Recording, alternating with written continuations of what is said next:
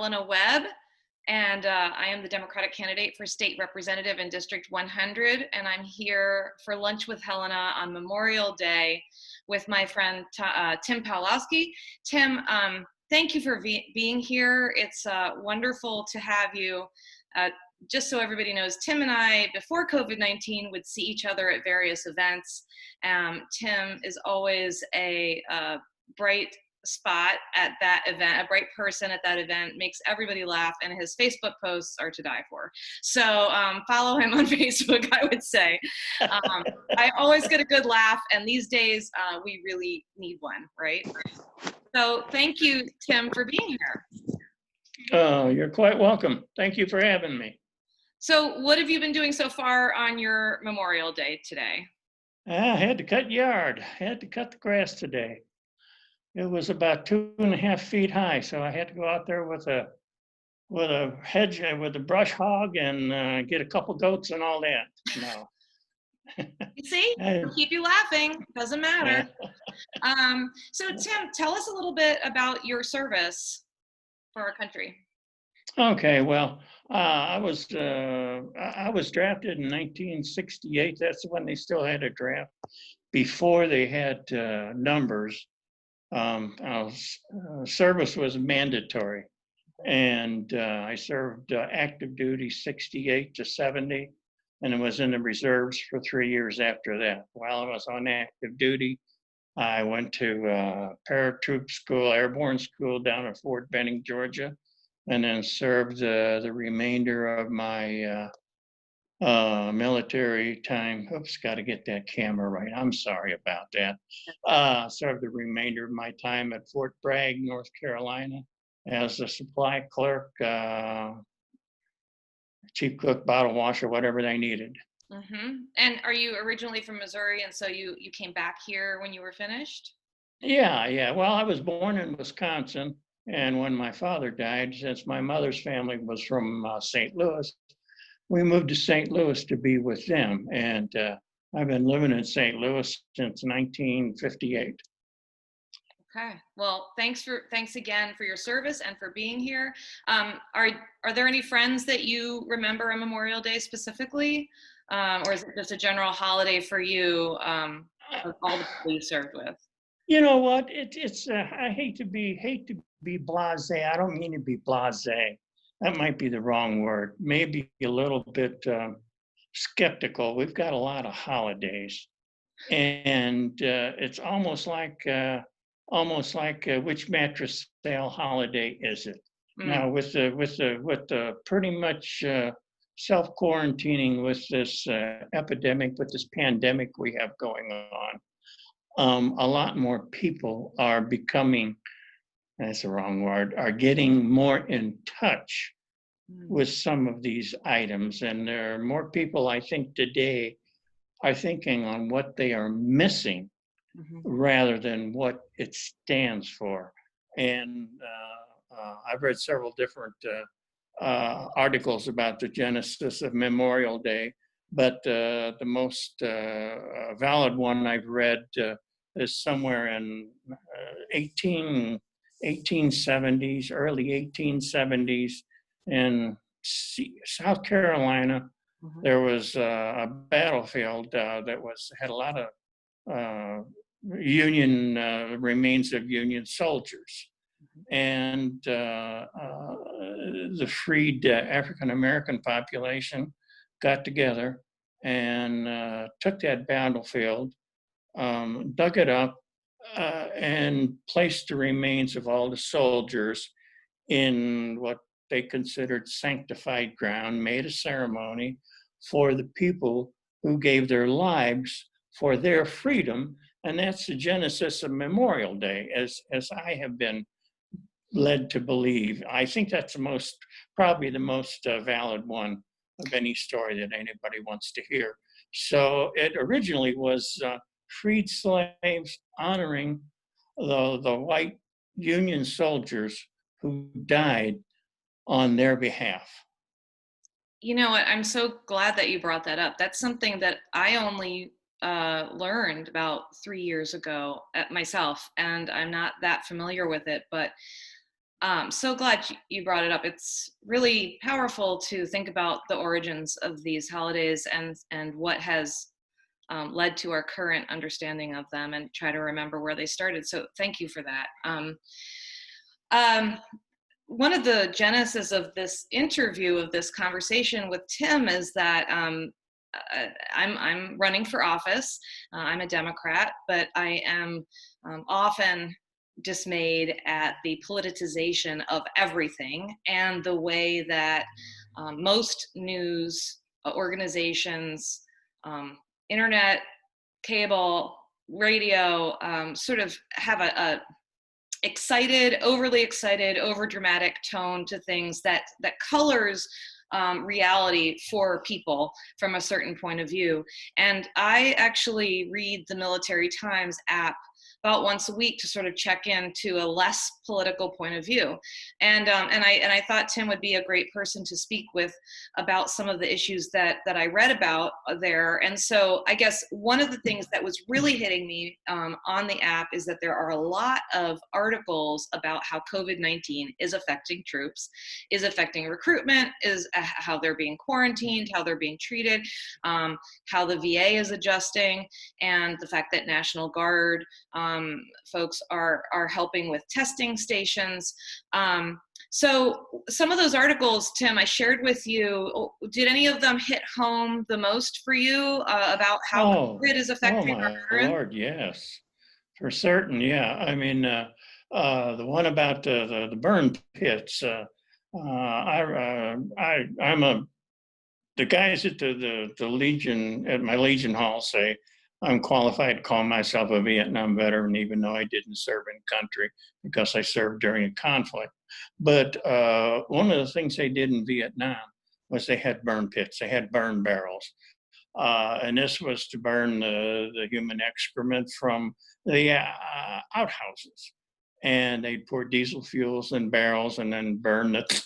And can you imagine that being your job, having that, doing that, living through, living through perhaps an ambush, living through a country that it's 20, 25 degrees hotter than what you're used to. Humidity's 25, 30% higher as well. And you're 18 years old, 19 years old, and this is your exposure to the world, burning diesel fuel laced barrels with human excrement in it. And then when I saw the article about the burn pits in Afghanistan and saw some of the pictures, I'm thinking, my good God, I remember in 1969, the moon landing, and I was in the Army at the time, and we watched it on a black and white TV in the barracks. And that was so fantastic. Now, this was 1969, and this is 2020, and we're still burning trash. We're burning stuff that is putting toxic fumes in the air. And what happens to people when they breathe this? I mean, we saw when after Saddam Hussein blew up all those refineries and the disaster in the Middle East for all these burning oil fields and how much pollution that caused. And you look at some of these pictures of these burn pits. I went and researched that a little bit further past the article you sent me, and I was just horrified. I was just horrified. I mean, consider the day we're living in. The most existential threat we have to our civilization is the weather, is the way it is changing. And when we have something like this, we have no regard whatsoever for destroying this climate, and we have no regard for providing us with a better, more breathable atmosphere. I was just horrified when I read that article. It's kind of like getting in your time machine and going back Hmm. 400 years when to cure you, they'd bleed you. Right. They had an implement they'd stick on your arm and bleed the vapors out of you. Yeah. You know, that's what we're doing. We're going backwards. We're supposed to be advancing as a civilization. We I, shouldn't be I, doing stuff like that. I agree. I agree. And so that in addition to the environmental impact, the article was about that I read, and not all the research that you did, but the article that I read was saying that our troops who are exposed to burn pits in Afghanistan and Iraq are more susceptible to COVID-19 because they are compromised in terms of their lungs from breathing that toxic material. So, uh, yeah, Mhm. we don't always do the things that we need to do to protect our troops, and certainly not our environment. That's for sure. Um, No, yeah, and I but think when you get into something specific like that, as far as the troops go, Mhm. um, the our we're great at waving the flag. We're really great at waving the flag, but we're not great at taking care of the people who allow us to wave that flag. Before I was back in the 1950s, the late 1940s, early 1950s, during development of nuclear arms, Mhm. they subjected military people to radiation Mhm. in order human experiments. That's what the the bureaucracy thought of the human power that was military. You know, just tools to be used. And when I was in the late 1960s, was around the time when the protests were directed towards getting out of Vietnam. And one of the things that we were trained to do was to break up civil unrest. We underwent training as soldiers on how to break up a riot. Now, this to me seems counter to the use of the military and seems a total disrespectful attitude towards people who are there to serve the people, not to oppress them. So Mhm. we have to be careful about using the military in adverse ways, ways that adversely affect our population, our citizenry, using the National Guard, federalizing them to help out on disasters is one of the greatest things we can do. But taking them to break up a riot, no, Mhm. no, that's a civil job. That's not a military job. I'm sorry, that's my soapbox. That's okay. That's okay. And who enlist, and we can reverse that a little bit as well if we want to. Yeah. I thought one thing that was really interesting was that the Theodore Roosevelt, the carrier that went back to sea after having been quarantined, it's going back with only 1,800 sailors instead of 3,000. It pulled out, and there were a number of sailors who tested positive a second time after being negatively tested twice. And so this is the kind of article that um, I really study in Military Times app, because they're not making a judgment about it. They're saying there's still evidence, there's Right, still research to be done, but right. I'm taking it as a clue. We can't guarantee ourselves that once we have COVID-19 that we are immune the next time. So I think there are little clues like that in these Yeah. articles to sort of make sure that we keep our eyes open and that we're watchful.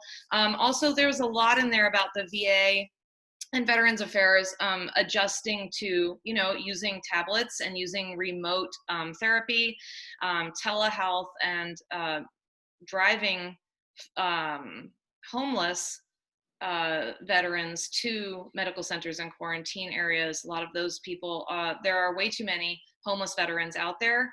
Again, we do need to take care of our people. If we send them into battle and they come back with post-traumatic stress, we need to address that, and there Mhm. are ways to do that. Too many people fall through the That's, cracks, you know. yeah, they fall through the cracks is right. I mean, my best friend was a medic in Vietnam. He died. He's been dead almost 20 years now. He died of liver cancer. He's 53, 54 when he died of liver cancer. How much this had to do with dioxin exposure, we don't know. How many Vietnam veterans are out there who were exposed to dioxin? It took 20 years, 25 years before that was recognized. Getting back to the burn pits, the susceptibility to COVID, to the effects of COVID-19 because of weakening of the lung tissue, because of exposure to these toxic chemicals. One of the men was interviewed, said something about it smelled like burning plastic. Well, what are you burning when you're burning plastic? You're burning toxic chemicals. Mhm. So these fellas, women and men have been exposed to this, and then they're coming back into a society where they're getting exposed to this virus, and they already have a weakened immune system or weakened parts, organs because of this. Mhm. Now, getting to the Theodore Roosevelt, going out with 1,800 people, you said? It's set up for Said instead of 3,000. 3,000, it said, let me see what it says here. Hold on. I don't want to misquote it. No, I'm sorry. It left 1,800 on shore. A scaled back crew. I misquoted. A scaled back crew of about 3,000, leaving 1,800 on shore still in quarantine. So they're Usually, 100 down. usually those are the super carriers. They have a staffing level of close to 5,000 people, Mhm. and they have a system they call, oh, I can't think of the term for it. It's a hot rack. You know, you're on eight or on 10. Three guys will share the same bunk at different times. Right. You get up, somebody else goes to sleep. They use that bunk. Hot racking. What kind of transmission? If one guy has been exposed to this, what kind of transmission level does that provide? You've got these things are large. An aircraft carrier is large, but you got 5,000 people there.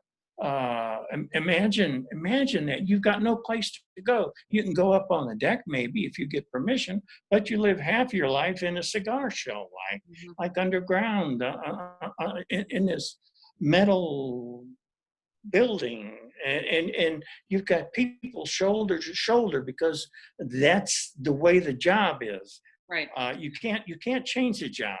You can't cut the staff down. You can't say, well, we don't need 5,000 guys to make this aircraft carrier seaworthy, to make it battle worthy. We can get by with 3,000 guys. Well, what does that do to the maintenance of the equipment? What does that do to the maintenance of the aircraft, of the launch equipment, of the arresting gear? I mean, it's amazing how much technology there is in there, but how much hard equipment as well. And this all needs maintenance. It needs hands-on. So you cut the staff by 20% even. And now, when you say they left 1,800 people on shore, I think they got more people to fill those jobs, I but you've hope got so. a crew. They train together. I mean, Right. they're out to sea for 6, 8 months at a time. They get to know each other. I mean, you get to know somebody's habits. Mhm. It's almost like being married. I mean, you know when to say good morning and when it's not. Yeah. I mean, it's that type of a situation. So you can't take 1,800 people and replace them with 1,800 new people and expect to have an effective battle worthy piece of equipment. Yeah. Well, That makes so no sense to me. right. And so the fact that the military is making these tough choices, right? They are taking COVID very seriously. So I think that anybody who reads this and who really understands what the military is doing in terms of taking precautions, trying to minimize the spread, they have had a much higher rate of infection on the ships because of the close quarters. Um, we need to take that as a message that being close together does spread this more. Veterans have a higher rate of fatality. The number of cases are going down, but the number of fatalities are going up among veterans because they are compromised. And I don't care if they're 40 or 35 and just got back from Afghanistan, or if they're 65 or 80, they are not expendable, and they are not they are of worth, and we should not be saying, oh well, people who are compromised, they're on their way out. These are veterans. These are people who served our country. They're members of our community. They're our parents, our grandparents, our aunts and uncles, and we need to remember that. So thank you, Tim. I think we'll wrap it up because we've done about 20 minutes, which is usually what we try to do here. Okay. It's really great to see you because I haven't seen you in person in a really long time. Likewise. And, thanks for helping us remember the importance of these issues when it comes to veterans. And, one of the best things about veterans is that they come in all political persuasions. They share a history, like family, and a loyalty, but they have different political views, and everybody has their own opinions, and they're entitled to them.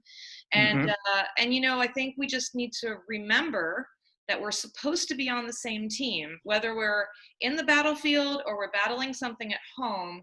We're supposed to be on the same team, and we need to Yeah. respect each other. That's very cogent. Uh, Consider this COVID-19 doesn't have any biases, no prejudice whatsoever. It attacks white people, black people, yellow people, men, women, people of any persuasion, any religion, any political thinking. You're going to get it. It doesn't discriminate. So it makes no sense to treat it lightly. It makes no sense whatsoever. Yeah. All right. Well, Tim, enjoy the rest of your Memorial Day. Well, thank you. Try to stay cool. Don't get too hot out there. Try to stay in. And thanks everybody for joining us. Thank you, Tim. Thanks audience, viewers. I'm Helena Webb. Please share this video if you liked it, and spread the word. Thanks And a if you lot. live in District 100, vote for Helena Webb. Thanks, Tim. Thank you. You're quite welcome. All right. All right. Bye, everybody. Bye-bye.